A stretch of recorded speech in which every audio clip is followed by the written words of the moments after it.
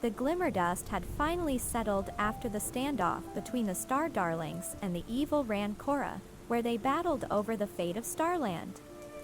Rancora had come incredibly close to turning Starland dark forever with her massive amounts of negative energy.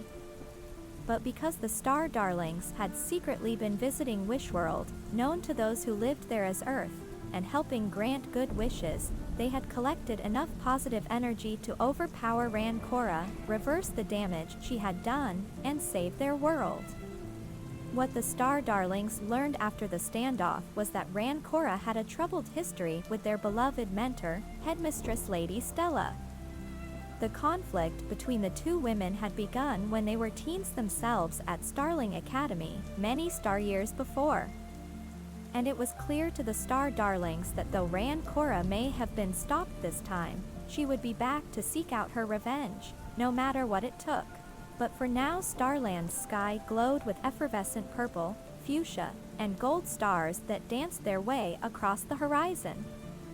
The water surrounding Stellar Falls glistened with tiny silvery sparkles that burst through the rushing surface.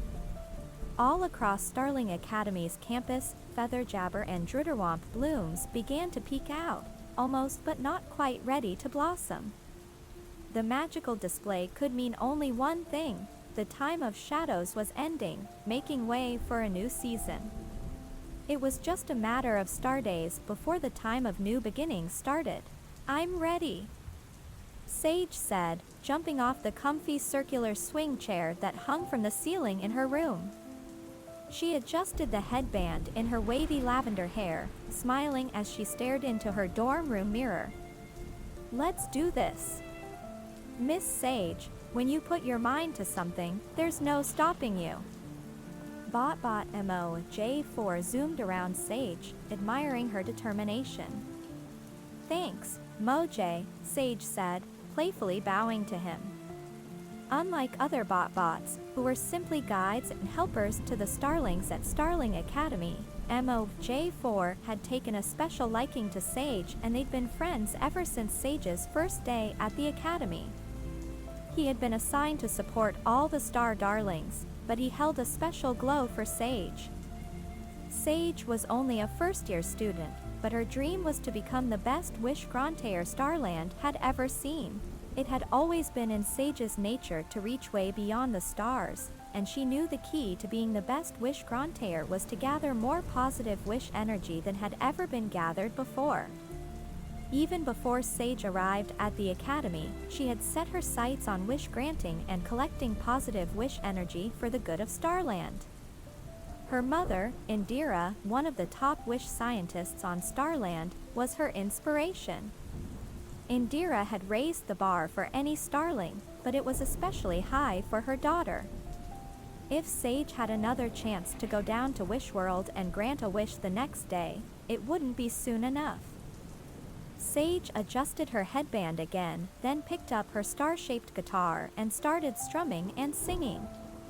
Close your eyes, believe with all your might. Spark a dream, light it up till it turns bright. Nothing in the universe can knock us down. Moj4 buzzed around her. Shall I bring you a cup of Zoomberry tea before I attend to the other Star Darlings? Sage stopped singing for a moment. No need, Moj4, I'll get it. I need to practice my energy manipulation anyway. She inhaled deeply and squinted.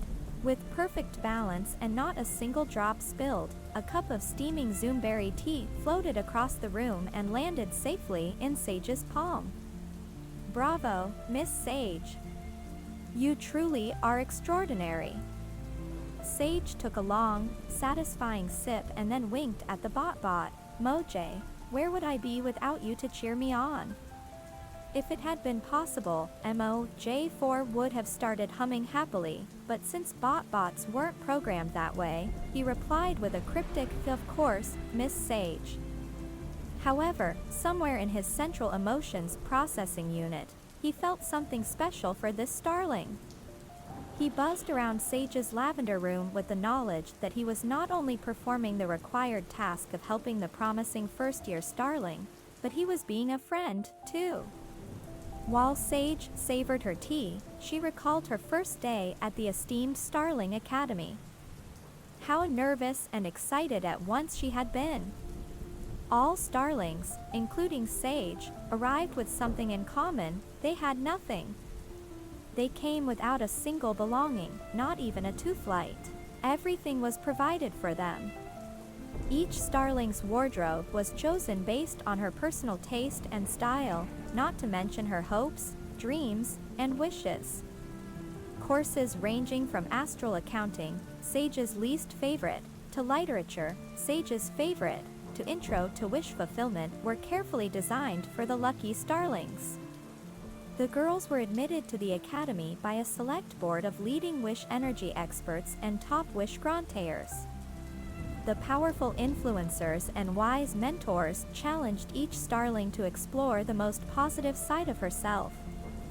It was a secret, though, that among the many gifted Starlings who attended Starling Academy, 12 were part of an ancient prophecy tied to Starland's fate.